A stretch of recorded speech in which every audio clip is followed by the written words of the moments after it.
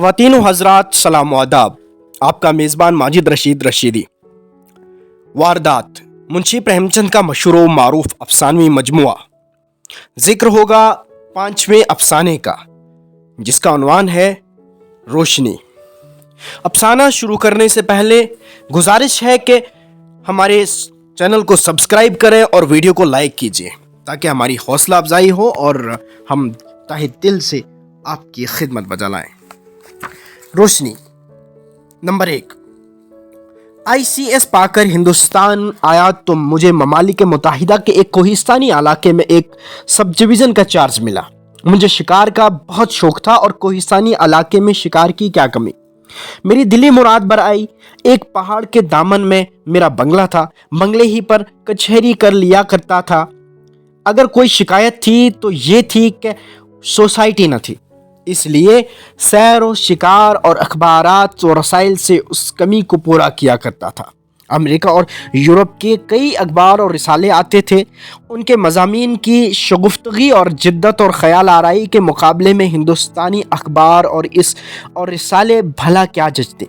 सोचता था वो दिन कब आएगा कि हमारे यहाँ भी ऐसे ही शानदार रिसाले निकलेंगे।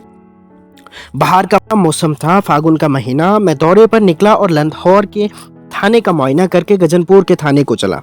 कोई 18 मील की मुसाफत थी, मगर मंजर नहायत सुहाना। धूप में किसी कदर तेजी थी, मगर नाखुशगवार नहीं। हवा में भीनी भीनी खुशबू थी। आम के दरख्तों में भूर आ गए थे और कोयल कूकने लगी थी। कंधे पर बंदूक रख ली थी कि कोई शिकार मिल जाए तो लेता चलो। कुछ अपनी हिफाजत का भी ख्याल था, क्योंकि इन दिनों जाबजा डाके पर रहे थे। मैंने घोड़े की गर्दन सहलाई और कहा चलो बेटा चलो, 2.5 घंटे की दौड़ है। शाम होते होते गजनपुर पहुंच जाएंगे। और साथ के मुलाजम पहले ही रवाना कर दिए गए थे। जाबजा काश्तकार खेतों में काम करते नजर आते थे। रबी की फसल तैयार हो चली थी। ऊख और खरबूजे के लिए ज़मीन तैयार की जा रही थी। ज़रा ज़रा से मज़रे थे। वही बाबा आदम के ज़माने के बोसीदा हाल, वही अफसोसनाक जहालत, वही शर्मनाक नीम बरहंगी। इस कौम का खुदा ही हाफिज है। गवर्नमेंट लाखों रुपए ज़राअती इस्लाहों पर सर्फ करती है। नई नई तहकीकातें और ऐजादें होती हैं। डायरेक्टर इंस्पेक्टर सब मौजूद और हालात में कोई इस्लाह, कोई तगय्युर नहीं। तालीम का तूफ़ान बेतमीज़ी बरपा है। यहाँ मदरसों में कुत्ते लौटते हैं। जब मदरसे में पहुँच जाता हूँ तो मुदर्रिस को खाट पर नीम ग़ुनूदगी की हालत में लिए पाता हूँ। बड़ी दवादोश से 10-20 लड़के जोड़े जाते हैं। जिस कौम पर जमूद ने इस हद तक गलबा कर लिया हो, उसका मुस्तकबिल इंतहा दर्जा मायूस कुन है। अच्छे तालीम याफ्ता आदमियों को सलफ़ की याद में आंसू बहाते देखता हूँ। माना कि एशिया के जज़ाइर में आर्यन मुबल्लिगों ने मज़हब की रूह फूंकी थी। ये भी मान लिया कि किसी ज़माने में ऑस्ट्रेलिया भी आर्यन तहजीब का ममनून था। लेकिन इस सलफ़ परवरी से क्या हासिल। आज तो मगरिब दुनिया का मशअल हिदायत है। नन्हा सा इंग्लैंड निस्ब करिए ज़मीन पर हावी है। अपनी सनअत व हरफत की बदौलत बेशक मगरिब ने दुनिया को एक नया पैगाम अमल अता किया है, और जिस कौम में उस पैगाम पर अमल करने की कुव्वत नहीं है, उसका मुस्तकबिल तारीख है। जहाँ आज भी नीम बरहना गोशा नशीन फ़कीरों की अज़मत के राग अलापे जाते हैं। आज भी शजर व हिज्र की इबादत होती है। जहाँ आज भी ज़िंदगी के हर एक शोबे में मज़हब घुसा हुआ है, उसकी अगर ये हालत है तो ताज्जुब का कोई मकाम नहीं। मैं उन्हीं तस्वुरात में डूबा हुआ चला जा रहा था। दफ़अतन ठंडी हवा का एक झोंका जिस्म में लगा तो मैंने सर ऊपर उठाया। मशरिकी जानिब मंजर गर्द आलूद हो रहा था। उफ़क़ गर्द गुबार के पर्दे में छुप गया था। आंधी की अलामत थी। मैंने घोड़े को तेज़ किया, लेकिन लम्हा ब लम्हा गुबार का पर्दा वसी और बसीत होता जाता था और मेरा रास्ता भी मशरिक ही की जानिब था। गोया मैं यको तन्हा तूफ़ान का मुकाबला करने दौड़ा जा रहा था। हवा तेज़ हो गई। वो पर्दा गुबार सर पर आ पहुंचा और दफ़अतन मैं गर्द के समंदर में डूब गया। हवा इतनी तंग थी कि कई बार मैं घोड़े से गिरते गिरते बचा। वो सरसराहट और गड़गड़ाहट थी कि आलामान गोया फितरत ने आंधी में तूफान की रूह डाल दी है।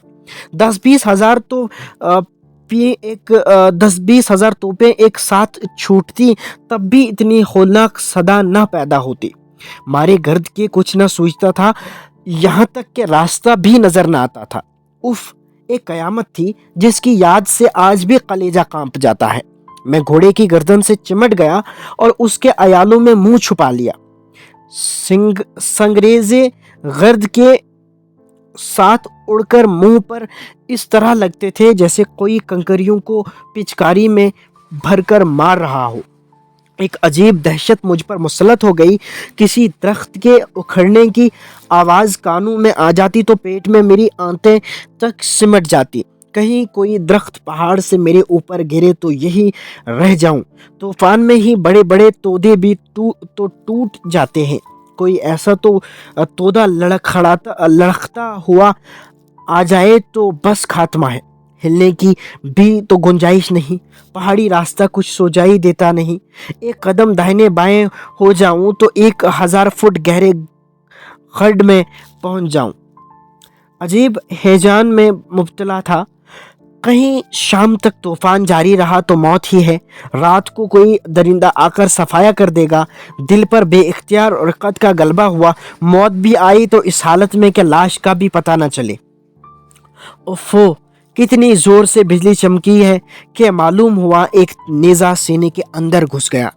दफातन झुनझुन की आवाज़ सुनकर मैं चौंक पड़ा। इस आहट में भी झुनझुन की आवाज़ साफ सुनाई दे रही थी, जैसे कोई सांडनी दौड़ी आ रही है। सांडनी पर कोई सवार तो होगा ही, मगर उसे रास्ता क्यों कर सूझ रहा है? कहीं सांडनी एक कदम भी इधर उधर हो जाए तो बच्चा तहत सुराह में पहुंच जाए। कोई जमींदार होगा, मुझे देखकर शायद पहचाने भी नहीं। चेहरे पर मनु गर्द पड़ी हुई है, मगर है बला का हिम्मत वाला। एक लम्हे में झुनझुन की आवाज़ करीब आ गई। फिर मैंने देखा कि एक जवान औरत सर पर एक खांची रखे कदम बढ़ाती हुई चली आ रही है। एक गज के फासले से भी उसका धुंधला सा अक्स नजर आया। वो औरत होकर अकेली मर्दाना वार चली जा रही है। न आंधी का खौफ है, न टूटने वाले दरख्तों का अंदेशा, न चट्टानों के गिरने का गम। गोया ये भी कोई रोजमर्रा का मामूली वाक़ा है। मुझे दिल में गैरत का एहसास कभी इतना शदीद न हुआ था। मैंने जेब से रुमाल निकालकर मुंह पूछा और उससे बोला, ओ औरत, गजनपुर यहाँ से कितनी दूर है? मैंने पूछा तो बुलंद लहजे में, मगर आवाज़ 10 गज न पहुंची। औरत ने कोई जवाब न दिया। शायद उसने मुझे देखा ही नहीं। मैंने चीख कर पुकारा, ओ औरत, जरा ठहर जा। गजनपुर यहाँ से कितनी दूर है? औरत रुक गई। उसने मेरे करीब आकर मुझे देखकर जरा सर झुका कर कहा, कहाँ जाओगे? गजनपुर कितनी दूर है? चले आओ, आगे हमारा गांव है, उसके बाद गजनपुर है। तुम्हारा गांव कितनी दूर है? वो क्या आगे दिखाई देता है? तुम इस आंधी में कहीं रुक क्यों नहीं गई? छोटे छोटे बच्चे घर पर हैं, कैसे रुक जाती? मर्द तो भगवान के घर चला गया। आंधी का ऐसा जबरदस्त रेला आया कि मैं शायद 2-3 कदम आगे खिसक गया। गर्द गुबार की एक धूकनी सी मुंह पर लगी। उस औरत का क्या हश्र हुआ मुझे खबर नहीं। मैं फिर वही खड़ा रह गया। फलसफे ने कहा, इस औरत के लिए जिंदगी में क्या राहत है? कोई टूटा फूटा झोंपड़ा होगा, 2-3 फाकाकश बच्चे, बेकसी में मौत का क्या गम? मौत तो उसे बाइसे नजात होगी। मेरी हालत और है। जिंदगी अपनी तमाम दिलफरेबियों और रंगीनियों के साथ मेरी नाबरदारी कर रही है। हौसले में इरादे हैं, मैं उसे क्यों कर खतरे में डाल सकता हूँ। मैंने फिर घोड़े के अयालों में मुंह छुपा लिया, शुतुरमुर्ग की तरह जो खतरे से बचने की कोई राह न पाकर बालू में सर छुपा लेता है। हिस्सा नंबर 2। वो आंधी की आखिरी सांस थी। उसके बाद बतदरीज जोर कम होने लगा, यहाँ तक कि कोई 15 मिनट में मतला साफ हो गया। न गर्द गुबार का निशान था, न हवा के झोंकों का। हवा में एक फरहत बख्श खनकी आ गई थी। अभी मुश्किल से 5 बजे होंगे। सामने एक पहाड़ी थी, उसके दामन में एक छोटा सा मौजा था। मैं यूं ही उस गांव में पहुंचा, वही औरत एक बच्चे को गोद में लिए मेरी तरफ आ रही थी। मुझे देखकर उसने पूछा, तुम कहाँ रह गए थे? मैं डरी कि तुम रास्ता न भूल गए हो, तुम्हें ढूंढने जा रही थी। मैंने उसकी इंसानियत से मुतासिर होकर कहा, मैं इसके लिए तुम्हारा बहुत ममनून हूँ। आंधी का ऐसा रेला आया कि मुझे रास्ता न सूझा। मैं वहीं खड़ा हो गया। यही तुम्हारा गांव है? यहाँ से गजनपुर कितनी दूर होगा? बस कोई दहाप भर समझ लो। रास्ता बिल्कुल सीधा है, कहीं दाहिने बाहिने मुड़ियो नहीं। सूरज डूबते डूबते पहुंच जाओगे। यही तुम्हारा बच्चा है? नहीं, एक और इससे बड़ा है। जब आंधी आई तो दोनों नंबरदार की चौपाल में जाकर बैठे थे कि झोंपड़ियां कहीं उड़ न जाए। जब से आई हूँ ये मेरी गोद से नहीं उतरता। कहता है तू फिर कहीं भाग जाएगी। बड़ा शैतान है, लड़कों में खेल रहा है। मेहनत मजदूरी करती हूँ बाबूजी, उनको पालना तो है। अब मेरे कौन बैठा हुआ है जिस पर टेक करूं? घास लेकर बेचने गई थी, कहीं जाती हूँ मन इन बच्चों में लगा रहता है। मेरा दिल इतना असर पजेर तो नहीं है, लेकिन इस दहकान औरत के बेलोस अंदाज़े गुफ्तगू, उसकी सादगी और जज्बाई मादरी ने मुझ पर तस्खैर का सा अमल किया। उसके हालात से मुझे गौना दिलचस्पी हो गई। पूछा, तुम्हें बेवा हुए कितने दिन हो गए? औरत की आंखें नम हो गई। अपने आंसू को छुपाने के लिए बच्चे के रुखसार को अपनी आंखों से लगाकर बोली, अभी तो कुल 6 महीने हुए हैं बाबूजी। भगवान की मर्जी में आदमी क्या क्या, बस भले चंगे हल लेकर लौटे। एक लोटा पानी पिया, क्या हुई, बस आंखें बंद हो गई। न कुछ कहा न सुना। मैं समझी थके हैं, सो रहे हैं। जब खाना खाने को उठाने लगी तो बदन ठंडा। तब से बाबूजी घास छील कर पेट पालती हूँ और बच्चों को खिलाती हूँ। खेती मेरे मान की न थी। बैल भेदिए भेज कर उन्हीं के क्रियाक्रम में लगा दिए। भगवान तुम्हारे इन दिनों दोनों गुलामों को जिला दे, मेरे लिए यही बहुत है। मैं मौका और महल समझता हूँ और नफ्सियात में भी दखल रखता हूँ, लेकिन इस वक्त मुझ पर ऐसी रक़्क़त तारी हुई कि मैं आप दीदा हो गया और जेब से 5 रुपए निकाल कर इस औरत की तरफ हाथ बढ़ाते हुए कहा, मेरी तरफ से ये बच्चों के मिठाई खाने के लिए ले लो, मुझे मौका मिला तो फिर कभी आऊँगा। ये कहकर मैंने बच्चे के रुखसारों को उंगली से छू दिया। माँ एक कदम पीछे हटकर बोली, नहीं बाबूजी, ये रहने दीजिए। मैं गरीब हूँ लेकिन भिखारन नहीं हूँ। ये भीख नहीं है, बच्चों की मिठाई खाने के लिए है। नहीं बाबूजी, मुझे अपना भाई समझकर ले लो। नहीं बाबूजी, जिससे ब्याह हो उसकी इज्जत तो मेरे ही हाथ में है। भगवान तुम्हारा भला करे, अब चले जाओ, नहीं देर हो जाएगी। मैं दिल में खफीफ इतना कभी न हुआ था। जिन्हें मैं जाहिल, कूर, बातिन, बेखबर समझता था, उसी तबके की एक मामूली औरत में ये खुददारी, ये फ़र्ज शिनासी, ये तवक्कुल अपने ज़र्फ़ के एहसास से मेरा दिल जैसे पामाल हो गया।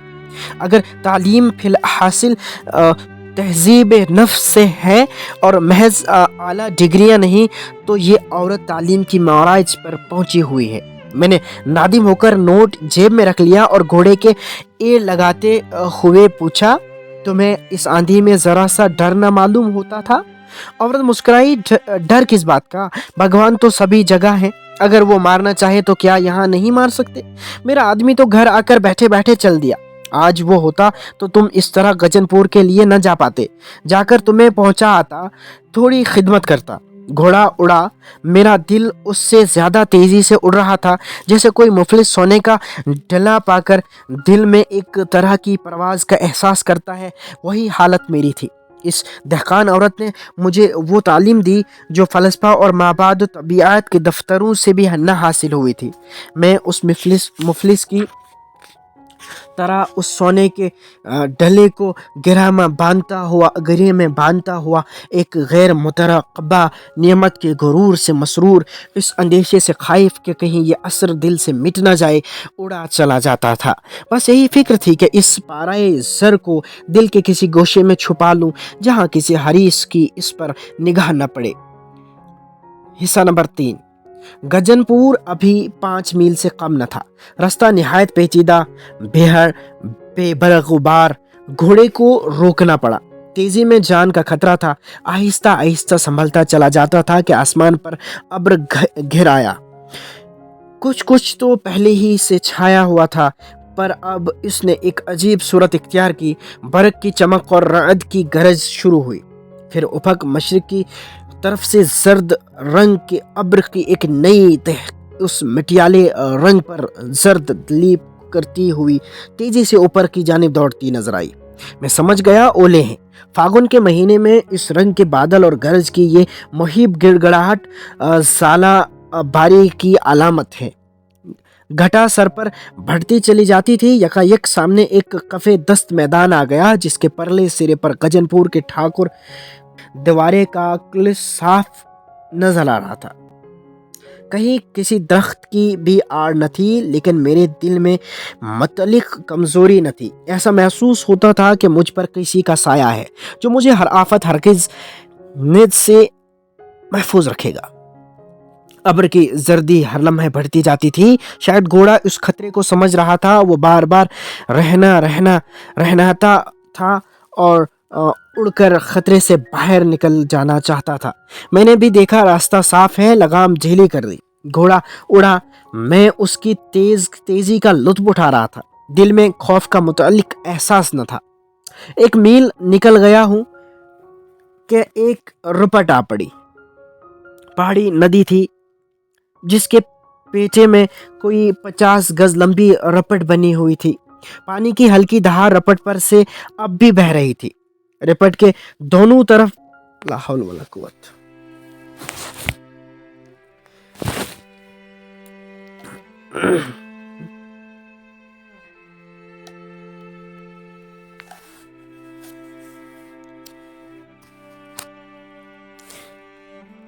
वो रिपट के एक किनारे रिपट के दोनों तरफ पानी जमा था। मैंने देखा एक अंधा लाठी टेकता हुआ रिपट से गुजर रहा था।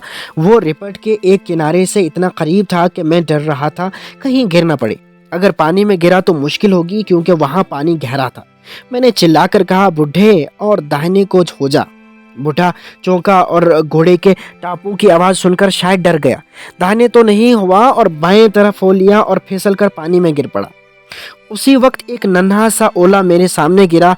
दोनों मुसीबतें एक साथ नाजिल हुई। नदी के उस पार एक मंदिर था, उसमें बैठने की जगह काफ़ी थी। मैं 1 मिनट वहां पहुंच सकता था, लेकिन ये नया उकदा सामने आ गया। क्या उस अंधे को मरने के लिए छोड़कर अपनी जान बचाने के लिए भागूं? हिमायत ने उसे गवारा न किया। ज्यादा पसोपेश का मौका न था। मैं फौरन घोड़े से कूदा और कई ओले मेरे चारों तरफ गिरे। मैं पानी में कूद पड़ा। हाथी डुबाव पानी था। रिपट के लिए जो बुनियाद खोदी गई थी वो जरूरत से चौड़ी थी। ठेकेदार ने 10 फुट चौड़ी रिपट तो बना दी, मगर खोदी हुई मिट्टी बराबर न की। बुढ़ा उसी गड्ढे में गिरा था। मैं भी एक गोता खा गया, लेकिन तैरना जानता था, कोई अंदेशा न था। मैंने दूसरी डुबकी लगाई और अंधे को बाहर निकाला। इतनी देर में वो सैरू पानी पी चुका था। जिस्म बेजान हो रहा था। मैं उसे इसीलिए बड़ी मुश्किल से बाहर निकला। देखा तो घोड़ा भी भागकर मंदिर में जा पहुंचा है। उस नीमजान लाश को लिए हुए 1 फरलांग चलना आसान न था। ऊपर ओले तेजी से गिरने लगे थे। कभी सर पर, कभी शाने पर, कभी पीठ में गोली सी लग जाती थी। मैं तिलमिला उठा था, लेकिन इस लाश को सीने से लगाए मंदिर की तरफ लपका जाता था। मैं अगर उस वक़्त अपने दिल के जज्बात बयान करूं तो शायद ख्याल हो मैं मख्वा ताला कर रहा हूं। अच्छे काम करने में एक खास मसरत होती है, मगर मेरी खुशी एक दूसरी ही किस्म की थी। वो फातिहाना मसरत थी। मैंने अपने ऊपर फतह पाई थी। आज से पहले गालिबन मैं उस अंधे को पानी में डूबते देखकर या तो अपनी राह चला जाता या पुलिस को रिपोर्ट करता, खासकर ऐसी हालत में जबकि सर पर ओले पड़ रहे हों। मैं कभी पानी में न घुसता। हर लहजा खतरा था कि कोई बड़ा सा ओला सर पर गिरकर अजीज जान का खात्मा न कर दे। मगर मैं खुश था, क्योंकि आज मेरी जिंदगी में एक नए दौर का आगाज था। मैं मंदिर में पहुंचा तो सारा जिस्म जख्मी हो रहा था। मुझे अपनी फिक्र न थी। एक ज़माना हुआ मैंने फौरी इमदाद फर्स्ट एड की मशक की थी वो इस वक्त काम आई। मैंने आध घंटे में इस अंधे को उठाकर बिठाया। इतने में 2 आदमी अंधे को ढूंढते हुए मंदिर में आ पहुंचे। मुझे उसकी तीमारदारी से नजात मिली। ओले निकल गए थे। मैंने घोड़े की पीठ ठोंकी, रुमाल से साज को साफ किया और गजनपुर चला। बेखौफ बेखतर दिल में एक गैबी ताकत महसूस करता हुआ उसी वक्त अंधे ने पूछा, तुम कौन हो भाई? मुझे तो कोई महात्मा मालूम होते हो। मैंने कहा, तुम्हारा खादिम हूँ। तुम्हारे सर पर किसी देवता का साया मालूम होता है। हाँ, एक देवी का साया है। वो कौन देवी है? वो देवी पीछे के गांव में रहती है। तो क्या वो औरत है? नहीं, मेरे लिए तो वो देवी है। अफसाना रोशनी होता है यहीं पे ख़त्म और हमें दीजिए इजाज़त। खुदा हाफिज़। हमारी हौसला अफजाई के लिए वीडियो को लाइक ज़रूर कीजिए। शुक्रिया।